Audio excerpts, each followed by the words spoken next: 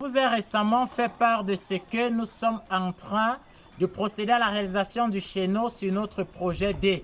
Nous avons longuement expliqué les raisons pour lesquelles on pouvait opter pour un chéneau sur un projet de construction.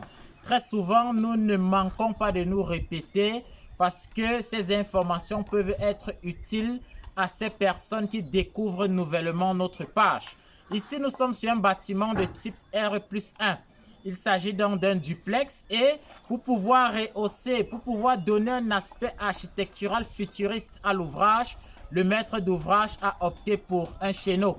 Je vous ai également fait part de ce que à chaque projet de construction, ses réalités, à chaque projet de construction, sa configuration.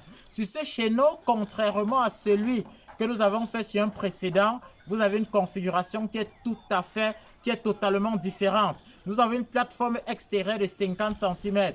Ressortir la plateforme extérieure peut contribuer à rehausser l'architecture parce que d'aucuns vont se demander comment est-ce que cette ressortie de 50 cm travaille structurellement. Quand vous vous placez en dessous d'un bâtiment et vous voyez un élément qui ressort de 50, de 60, sans aucune retombée de poutre, sans aucune console, vous vous questionnez directement. C'est donc l'effet quand on ressort de 50. Maintenant, il faut aussi dire que quand on ressort le chéneau, ça aide aussi à éviter que la peinture ne soit rapidement sale. Ça joue un peu le rôle de la saillie si ça avait été la charpente, la partie que la tôle lisse remplace très souvent. Maintenant, dans cette vidéo, je me propose de partager avec vous toutes les parties d'un chéneau. Quand on parle de chéneau, quelles sont les parties que vous allez très souvent retrouver? Maintenant, j'ai fait part de ce que on avait 50 cm de plateforme extérieure. Là, nous avons déjà notre acroterre. On va donc directement faire la différence entre l'acroterre et le chéneau. L'acroterre, c'est le mur-ci qui va permettre, de cacher la toiture, mais qui va également permettre de bloquer les eaux de ce côté. Maintenant, les 50 cm, c'était la dimension finie entre le nu extérieur et là.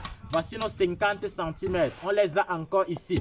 Maintenant, sur les 50 cm, on a retiré 12 cm qui vont donc jouer le rôle d'acroterre. C'est dans le muret qui cache la toiture et puis maintenant qui contient les eaux de ce côté. Après cela, il nous reste dans cette partie que nous avons à 39 cm. Nous avons appelé ça la section hydraulique. La section hydraulique, c'est donc la partie du chéneau qui sera en contact avec les eaux pluviales. Vous convenez que cette partie, comme on a une largeur de 50, on va venir faire les travaux d'étanchéité, on va rester avec ce qui va rester. Maintenant, on a cette partie, d'aucuns appellent le corbeau. On a donc ce corbeau, lui, il fait 25 cm.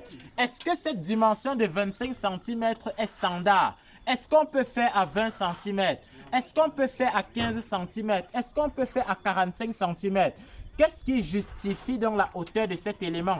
Vous devez savoir que cet élément est justifié par le fait que à l'intérieur du chéneau, on viendra faire des formes de pente. Parce qu'on a coulé la plateforme, elle est purement plane. Il faut faire les formes de pente. Si on passe une distance, on a un tuyau d'évacuation là-bas, on a un autre tuyau d'évacuation ici. Si on définit un pourcentage de pente, on se rend compte qu'on doit venir ici, la lever par exemple de 10 cm ou bien de 8 cm pour pouvoir charger la chape et faire les pentes. Prenons 8 cm.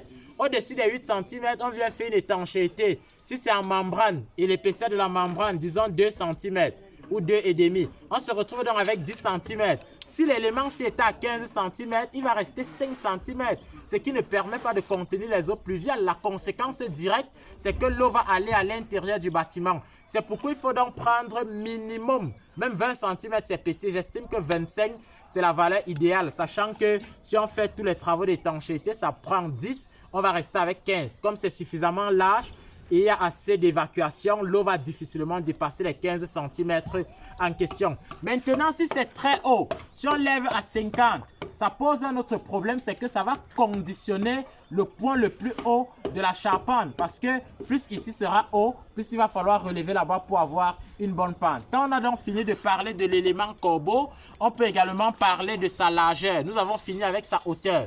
Au niveau de sa largeur, qu'est-ce qu'on peut dire? Ici, là, nous, on a 15 cm parce que c'est le prolongement de la poutre. Dans la poutre que vous voyez finie ici, a commencé depuis les maçonneries. Et c'est donc cette poutre-ci qui porte cette structure de chéneau.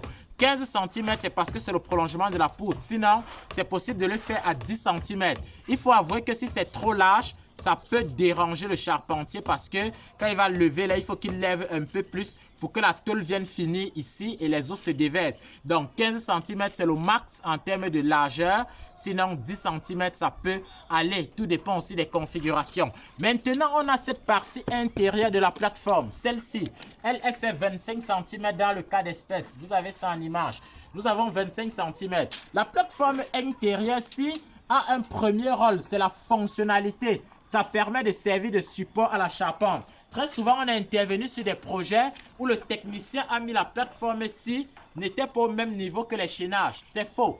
La plateforme doit avoir le même niveau que les différents chaînages parce que c'est le support pour la charpente. Là, c'est la fonctionnalité. Maintenant, structurellement, ça va jouer le rôle de contrepoids pour le chéneau. Parce que comme on est ressorti avec notre chéneau, vous avez vu les images concernant le ferraillage, il faut bien une partie intérieure qui essaye de reprendre le poids. Vous avez vu qu'on a 50 ici à l'extérieur, on a 40 à l'intérieur. Dans les 25 ci plus les 15 ci font 40 cm et c'est donc ça qui va rééquilibrer les efforts. Ça joue dans le rôle de contrepoids. Donc, la plateforme intérieure a tout son sens parce que ça sert de support à la charpente, mais ça joue également le rôle de contrepoids. On a parlé de section hydraulique. On a donc dit que la hauteur se définissait par rapport à ça.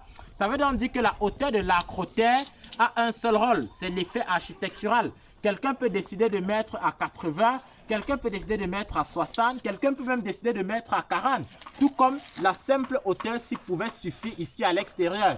Maintenant, il y a des personnes qui ne veulent pas que la toiture soit visible. Il y a des personnes qui veulent donner un effet spécial. Il y a tellement de raisons, mais il n'y a pas une hauteur standard concernant cet élément. Maintenant, quand on réalise un chéneau et qu'on opte pour des maçonneries, nous sommes de ceux qui pensons qu'on ne doit pas poser une première rangée ici en bas. Plus c'est en béton, mieux c'est étanche. Vous avez cet élément qui est en béton. Parce qu'il faut le dire, sur des projets avec un peu plus d'exigence, on va imposer sur le cahier de charge que tout cet élément se fasse en béton. Maintenant, dans la pratique, il faut avouer que structurellement, ça va être un peu plus lourd. Ça fait qu'on préfère gérer uniquement cette partie en béton, sachant que c'est la partie qui sera directement en contact avec les eaux pluviales. Mais au-dessus de cette partie, on continue avec des maçonneries de parpaing. On aurait pu poser directement les maçonneries, mais en termes d'étanchéité, j'estime que ça ne devait pas être idéal. Quand on a fini de dire cela, section hydraulique, il arrive des cas aussi où on peut prévoir des petits tuyaux qu'on va appeler le trop-plein. Ça veut dire qu'on se met dans la configuration où pour une raison ou pour une autre, les tuyaux d'évacuation pluviale sont bouchés et au lieu que l'eau ne se déverse, on vient créer un trop-plein ici. Ça fait des petits tuyaux là, des petites pipettes pour que si un jour cela arrive, que l'eau soit donc évacuée à l'extérieur du chéneau. Quand on a fini de dire cela, vous avez ces poteaux raidisseurs. Au-dessus, on viendra mettre un béquet pour pouvoir protéger cette partie des intempéries, des eaux pluviales. Maintenant, d'ici à ce que le charpentier s'installe, on aura donc à faire bien d'autres éléments. Nous allons clôturer cette vidéo avec un élément très important, un élément qui est même d'ailleurs très décisif. Il s'agit donc des évacuations d'eau pluviale. Quelles sont les positions adéquates ou alors après combien de mètres est-ce qu'on doit mettre une évacuation d'eau pluviale? Venez là. Donc, ici, vous avez une évacuation d'eau pluviale. Ici, vous avez une évacuation d'eau pluviale. Nous n'avons pas préféré mettre ça à l'extrémité parce que quand on met ici, ça va directement descendre le long du mur. Il n'est donc pas question de prendre ça et de mettre ici. Quand on va collecter par le bas, on va encore utiliser un coude. Maintenant, il faut quelle distance? Il faut éviter de très longues distances parce que ça va biaiser la pente. Et très souvent, c'est à ce moment-là que les problèmes d'humidité vont commencer. J'ai parlé de section hydraulique, c'est-à-dire qu'est-ce qui nous a poussé à mettre cette valeur à 40 cm? Pourquoi est-ce qu'on ne l'a pas mise à 30? Pourquoi est-ce qu'on ne l'a pas mise à 20? La réalité, c'est que la hauteur là va dépendre, ou alors va premièrement dépendre de plusieurs paramètres. Il faut déjà qu'on puisse circuler à l'intérieur sans problème pour assurer la maintenance. Quand j'ai fini de dire qu'on doit circuler avoir une bonne maintenance, il faut également prendre en compte la surface totale de la toiture. Il faut prendre le coefficient de ruissellement. Très souvent, quand c'est la tôle, c'est 1. Il faut prendre l'intensité pluviométrique. Et nous savons que dans nos grandes métropoles maintenant, il y a des fois où il peut pleuvoir pendant 2 jours. Donc, il faut optimiser. À défaut d'avoir des espaces conséquents, il faut multiplier les évacuations pluviales.